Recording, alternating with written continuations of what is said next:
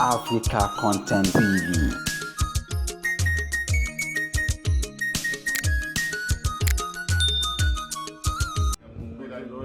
Tí ẹ máa bẹ lọ yìí ń jẹun ju sámàtó ẹran mẹ́rin bàtẹ́lẹ̀ gbowó yín sórí machine kò ṣiṣẹ́ ó tóbi márùn-ún kọ́ yín tó wọlé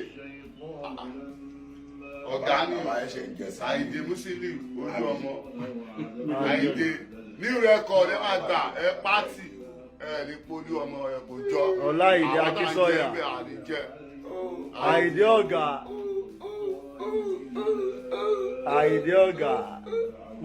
Ibi tá ti wá gbàgbára làwọn yìí ìlú Ọlọ́run ìlú àdúrà yes à ń bọ̀ ìlú làbáyíká làwọn Tinubu ló ní Nàìjíríà Ṣèyí Mákindé ló lọ́yọ̀ sí làbáyíká láṣẹríkà làbáyíká iná ní àmúdá wàlímọ́tà látàwálímúlé ṣẹríkà làbáyíká làbúmọ̀ làbáyí mo jẹ́ pé Olúwa láṣẹríkà làbáyí mo forúkọ Ọlọ́run ṣẹ̀rí o pé mo jẹ́ pé Olúwa àìlè iná ní àmúdá ọlọ́ba tọ́pẹ́ tọ́ sí wa ní àmọ́ta ó ṣe ìdẹ̀kùn fún wa lákàwà ní wúrúlé fún gbogbo ọlá tí ẹ ló jẹ́ láṣẹ ìkàlàkàlà báyìí mo forúkọ Ọlọ́run ṣe pé mo jẹ́ pé Olúwa. Ẹ jẹ́ kí wọ́n máa yá ní ọ̀gá.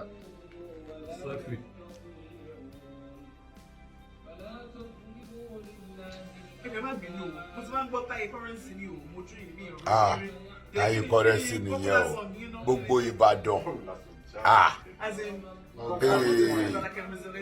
eléyìí kọ́ Ìbàdàn kan ni o eléyìí kọ́ Ìbàdàn kan Èjìrẹ́ ọmọ ìyé mi ọmọ ìyá mi. Yorùbá Ṣàyìndé o nínú náṣánà yìí o ara mi bí o bá Ṣàyìndé bí ẹrú là bá máa ṣe o abá ẹdúpẹ́ òye Musiliu abá ẹdúpẹ́ níṣẹ́ mọ́tò yìí òye Yorùbá Ṣàyìndé o ìyẹn nílùú Èkó ṣe é ráyè bí o bá Ṣàyìndé bí ẹrú là bá máa ṣe o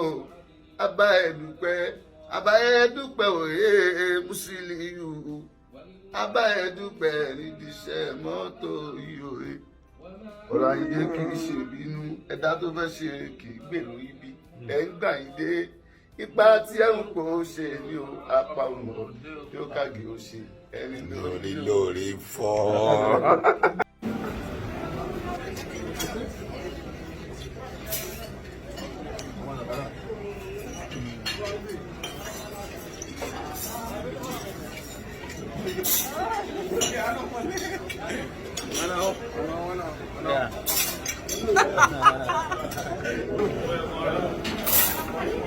Online camera too da. Àwọn fi yẹn ẹ̀rà silent lo àbí ibi náà lift.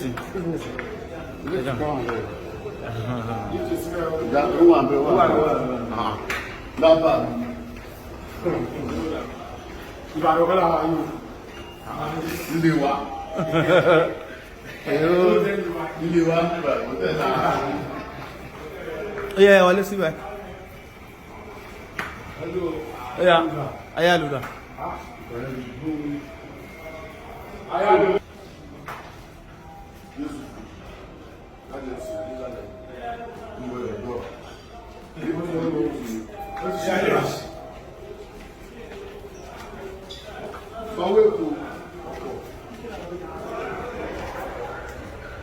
Fọwọ́ Èkó. Ẹ fọwọ́ sí o. Gàbẹ́ mú everybody fún ọ́nà ní ṣe ẹ̀. Ó ti kúrò ó ti 11. Yeah, pay 11.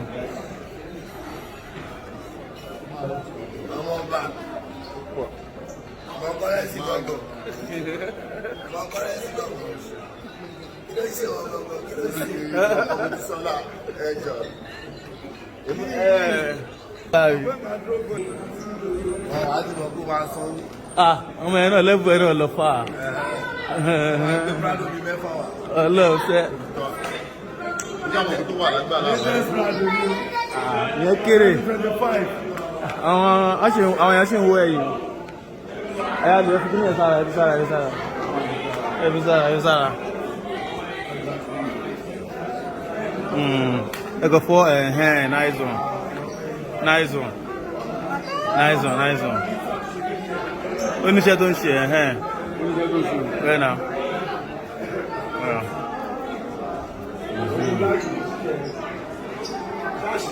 Ó yá ẹ̀yin náà ṣe bẹ́ẹ̀